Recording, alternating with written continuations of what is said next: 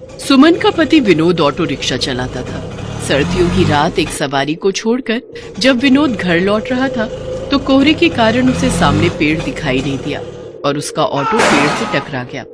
इस कारण विनोद को काफी चोटें आई थी। विनोद आजकल घर पर ही था और काफी समय से काम भी बंद था। घर में पैसों की तंगी थी, इसलिए सुमन बहुत परेशान थी। क्या बात है सुमन, तूने बाजार से आने में बहुत देर लगा दी। अब कब सब्जी लाएगी, कब बनाएगी? तुझे पता है ना विनोद को समय से दवाई देनी होती है। माँ जी, किसी ने कपड़े की दुकान पर काम बताया था कि उन्हें दर्जी की जरूरत है, पर जब पहुंची तो पता चला कि उन्हें दर्जी मिल गया है। मम्मी, मैम ने बोला है कल से स्वेटर पहनकर आना, ठंड बढ़ गई है। आप मेरे साथ बाजार चलो, मुझे अपने लिए स्वेटर खरीदना है। अच्छा थोड़ी देर रुक, पापा को खाना देकर दवाई दे दूं, उसके बाद मैं तेरे साथ बाजार चलूंगी। पिंकी बेटा, तुम कौन से मोजे कह रही थी? मुझे बता दो, मैं लेते आऊंगी। मम्मी, मैम ने मुझे सफेद रंग के मोजे पहन कर आने के लिए बोला है, तो आप मेरे लिए लेते आना। सुमन, स्वेटर तो बहुत महंगा आएगा, तुम इतने पैसे कहाँ से लाओगी? रुको, मैं अनिल को फोन करता हूँ, वो कुछ पैसे उधार दे देगा, फिर मैं उसे चुका दूंगा। अरे आप चिंता क्यों कर रहे हैं, मेरे पास पैसे हैं। आप दवाई खाकर सो जाओ, मैं तब तक बंटी के साथ बाजार होकर आती हूँ। सुमन, इधर आ बहू, सुन, ये 500 रुपए लेती जा, तेरे काम आएंगे। नहीं माँ जी, ये पैसे तो आपका नया चश्मा बनवाने के हैं। आपका चश्मा कितने समय से टूटा हुआ है। अच्छा हुआ आपने याद दिला दिया, मैं आज ही आपका चश्मा बनने दे आती हूँ। अरे मैं क्या करूंगी, बाद में बन जाएगा, इतनी जल्दी नहीं है। वैसे भी मेरा कहीं आना जाना नहीं होता। पर माँ जी, रख ले बहू, पहले बच्चों की चीजें आना जरूरी है। जा ले आ। सुमन ने अपनी सास से पैसे तो ले लिए, पर उसका मन नहीं मान रहा था, इसलिए वो अपनी सहेली वर्षा से कुछ मदद मांगने के लिए गई। वर्षा, मुझे 1000 रुपए उधार चाहिए थे। मैं दर्जी का काम ढूंढ ही रही हूँ, जैसे ही काम मिलेगा मैं तुरंत तुम्हारे पैसे लौटा जाऊंगी। अरे तू थोड़ी देर पहले आती, मैंने बिल्कुल अभी अभी अपनी काम वाली को 2000 रुपए पकड़ाए हैं। और तुझे तो पता है आजकल चोर उचक्कों का भरोसा नहीं है, इसलिए घर में कैश बिल्कुल नहीं रखती हूँ। सचमुच मुझे मना करते हुए बड़ा अफसोस हो रहा है। अच्छा तू बैठ, मैं तेरे लिए चाय बनाकर लाती हूँ। नहीं नहीं, मैं चलती हूँ, बाजार से जरूरी काम है। चल बंटी बेटा। सुमन की सहेली ने मुसीबत में उसका साथ नहीं दिया, जबकि सुमन ने कई बार अपनी सहेली वर्षा की मदद की थी।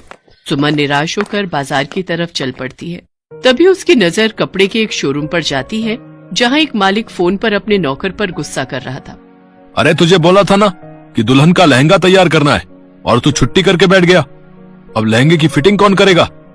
लड़की पैसे देकर जा चुकी है, वो तो अपना लहंगा वापस लेने के लिए आएगी, क्या जवाब देंगे? अब क्या करूं, इतनी जल्दी कौन सा दर्जी मिलेगा जो लहंगे की फिटिंग कर दे? बंटी बेटा 2 मिनट रुक। नमस्ते सर, मेरा नाम सुमन है, क्या मैं आपकी कोई मदद कर सकती हूँ? मुझे दर्जी का काम आता है, अगर आप कहें तो मैं लहंगे की फिटिंग कर सकती हूँ। पर पता भी है कितना महंगा लहंगा है, अगर जरा से भी खराबी हुई फिटिंग में तो, और मैं तो तुम्हें जानता भी नहीं हूँ, मुझे कैसे यकीन हो कि तुम्हें कपड़े सिलने आते हैं? सर एक बार मौका तो दीजिए, आपको कोई परेशानी नहीं होगी, मैं बहुत अच्छी फिटिंग करूंगी लहंगे की। अच्छा ठीक है, वो सामने एक गाउन आया हुआ है बहुत दिनों से फिटिंग के लिए, पहले एक बार उस गाउन की फिटिंग करके दिखा दो, फिर मैं देखता हूँ। मैं तो गाउन ऐसे ही वापस करने वाला था, जब दर्जी ही नहीं है तो फिटिंग कौन करेगा, पर एक बार तुम करके देख लो। ठीक है सर, मैं अभी कर देती हूँ।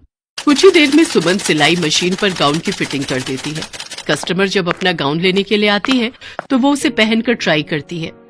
मम्मी देखो, फिटिंग तो बहुत अच्छी आई है, कितना लूज गाउन था मुझे, और जो नाप मैं लिखवा कर गई थी बिल्कुल उसी नाप की फिटिंग आई है।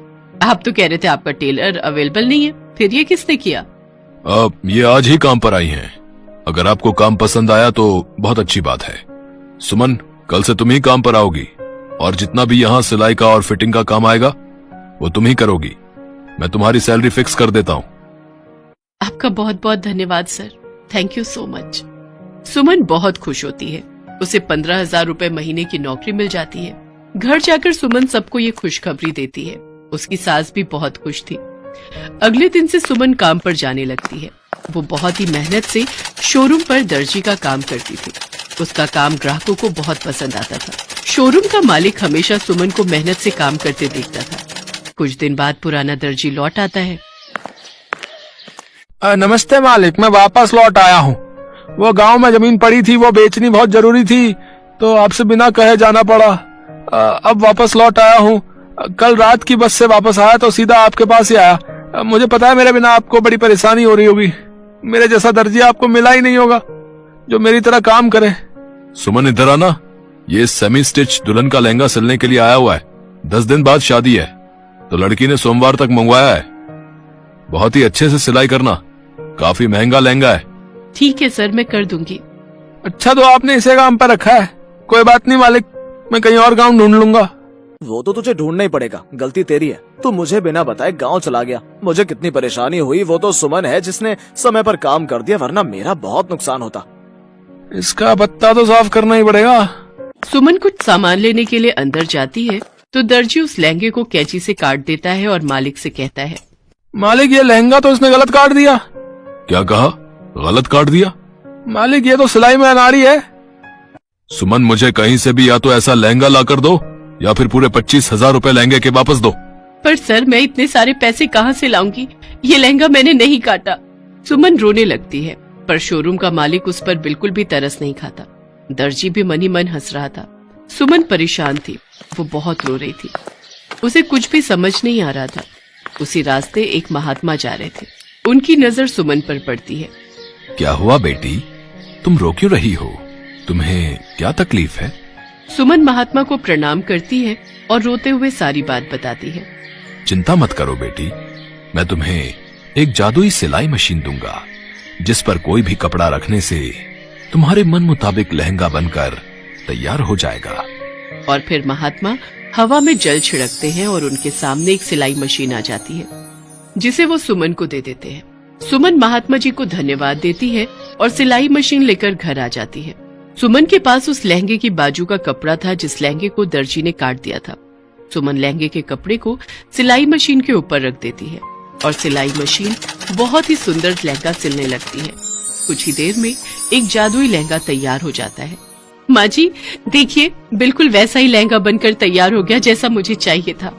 हाँ बहू, ये तो सचमुच जादू हो गया। वो महात्मा तो भगवान का रूप बनकर आए थे, जिन्होंने तेरी सारी परेशानी दूर कर दी।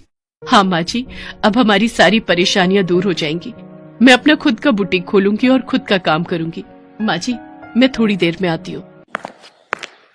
सुमन तैयार लहंगा शोरूम के मालिक को दे देती है। शोरूम का मालिक बहुत शर्मिंदा था, क्योंकि दुकान पर लगे कैमरे में पहले वाले दर्जी की सारी सच्चाई सामने आ गई थी।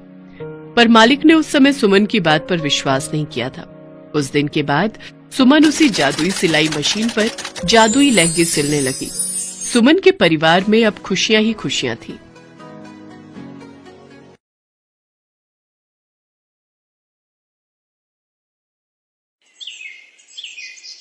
किशनपुर गांव में राघव नाम का एक व्यक्ति अपनी मां गोमती और बहन सुधा के साथ रहता था।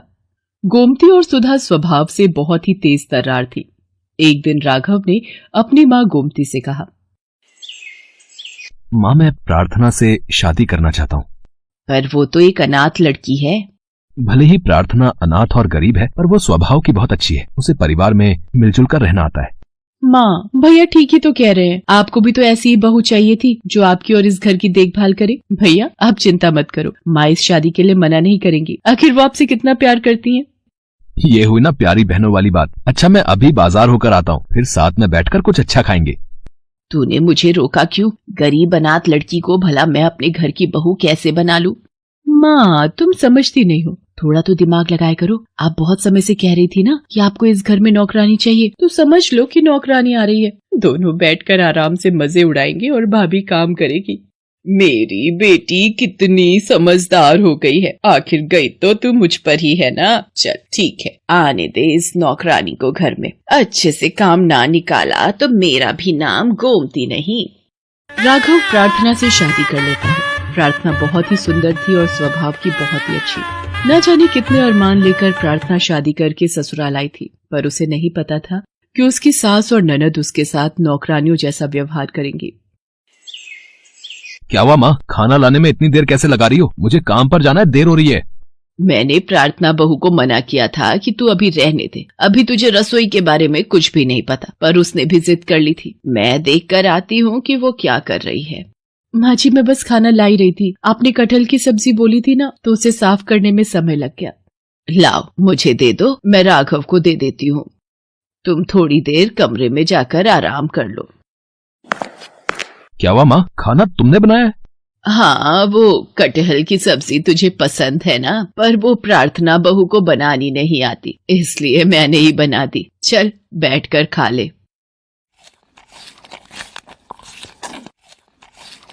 अरे वाह माँ, कटहल की सब्जी तो तुमने बहुत ही स्वादिष्ट बनाई है। अच्छा, मैं काम पर जा रहा हूँ। राघव काम पर चला जाता है। गोमती और सुधा इसी तरह प्रार्थना से नजरें बचाकर राघव से झूठ बोलती थी। गोमती और सुधा को तो बस इसी मौके का इंतजार था। वो दोनों सीधे प्रार्थना के कमरे में जाती हैं।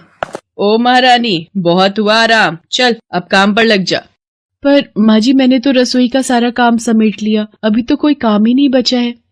देखा माँ, इसकी तो जुबान भी निकल आई है। जैसा मैंने कहा है वैसा करो चुपचाप। कपड़ों का ढेर लगा हुआ है, पहले वो धो लो और उसके बाद रसोई में बर्तन पड़े हैं, वो भी करने हैं। चलो माँ, कर लेगी अपने आप, नहीं करेगी तो करवाना हमें आता है। बेचारी प्रार्थना सारा दिन घर के काम करती रही। गोमती और सुधा इसी तरह प्रार्थना पर अत्याचार करती रहती थी, पर बेचारी प्रार्थना किसी से भी कुछ नहीं कहती थी। वो चुपचाप सारे काम कर लेती थी। प्रार्थना, तुम्हें यहाँ किसी चीज की कोई कमी तो नहीं है ना? तुम मेरे साथ विवाह करके खुश तो हो ना? अगर मैंने इनसे माँ जी और सुधा दीदी के लिए कुछ भी कहा तो ये मेरी बातों पर विश्वास नहीं करेंगे। मेरा चुप रहना ही ठीक है। नहीं नहीं, मुझे यहाँ पर कोई परेशानी नहीं है। माँ जी और सुधा दीदी मेरा बहुत ख्याल रखती हैं।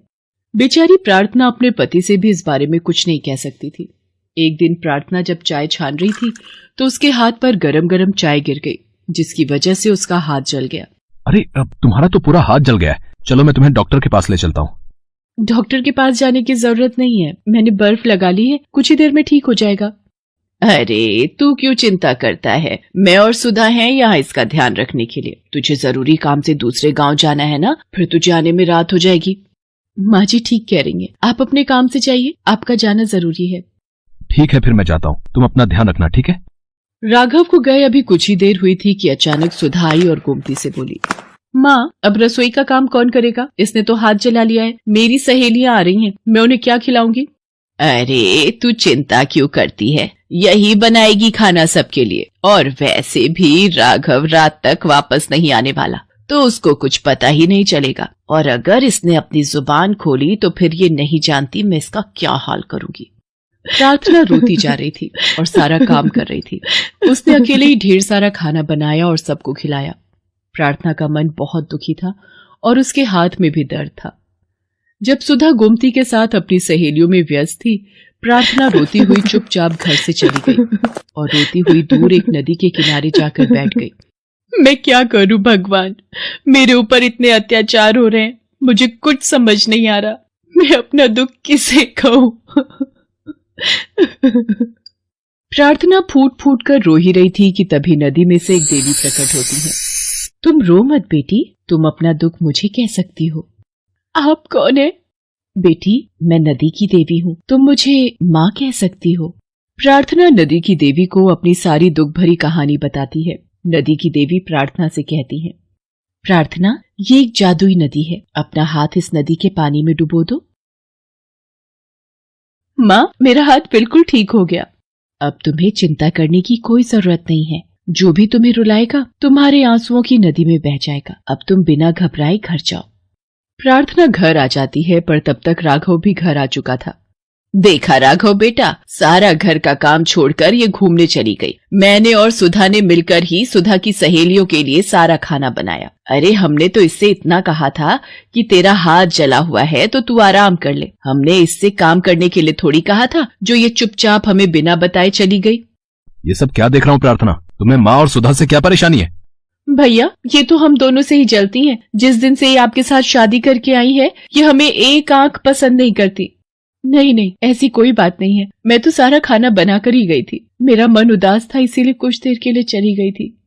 अगर तू सारा खाना बना कर गई थी तो हम दोनों माँ बेटी क्या झूठ बोल रहे हैं? राघव अगर तुझे इस पर विश्वास है तो एक काम कर, हम दोनों माँ बेटी यहाँ से हमेशा के लिए चले जाते हैं। अब तो भाभी तुम्हारी कलेजे में ठंडक पड़ गई होगी। हम दोनों माँ बेटी को घर से बेघर जो कर रही हो, तुम्हें तो शर्म आनी चाहिए। हमारे ऊपर झूठा इल्जाम लगाती हो। मैं सच कह रही हूँ, ये लोग मेरे से बहुत काम करवाती थी और आज भी मैंने ही खाना बनाया है। प्रार्थना रोते रोते राघव को अब तक की सारी बात बताती है, पर अचानक प्रार्थना की आंखों से गिरे आंसू एक नदी का रूप ले लेते हैं और गोमती और सुधा उस नदी में डूबने लगती हैं। नदी के ऊपर गोमती और सुधा के द्वारा किए गए अब तक के सारे अत्याचारों का चित्रण आ जाता है, जिसे देखकर राघव गुस्से में आ जाता है। राघव बेटा बचाओ, हम डूब रहे हैं। भैया बचाओ, ये नदी हमें ले डूबेगी। माँ सुधा, मैंने सब देख लिया है। तुम लोगों ने प्रार्थना पर कितने अत्याचार किए, पर ये बेचारी कुछ भी नहीं बोली। अब यही आप दोनों को बचा सकती है। प्रार्थना बहू, हमें माफ कर दो, हमसे गलती हो गई। हमने तुम्हें बहुत दुख दिए, हमें बचा लो। भाभी, मैंने आपको बहुत सताया, पर मैं मरना नहीं चाहती, मुझे माफ कर दो। हे नदी की देवी, ये जैसी भी है मेरी माँ समान सास और मेरी बहन समान ननद है, इन्हें माफ कर दो। इनकी तरफ से मैं माफी मांगती हूँ। ठीक है प्रार्थना, अगर तुम चाहती हो तो मैं इन दोनों को माफ कर देती हूँ। तुम सदैव अपने परिवार के साथ खुशी से जीवन यापन करो, मेरा आशीर्वाद तुम्हारे साथ है।